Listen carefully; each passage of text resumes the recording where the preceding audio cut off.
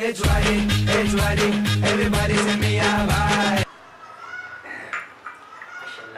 आपका बच्चा कितना कमाता?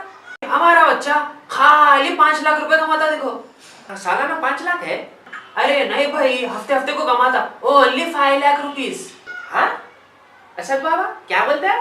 5 लाख का थे, ओनली 5 lakhs?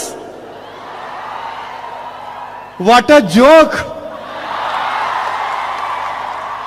Only 5 lakhs? अरे प्यारे,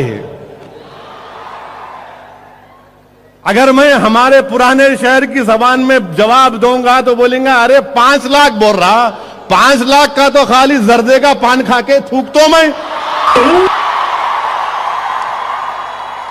तू 5 लाख बोल रहा।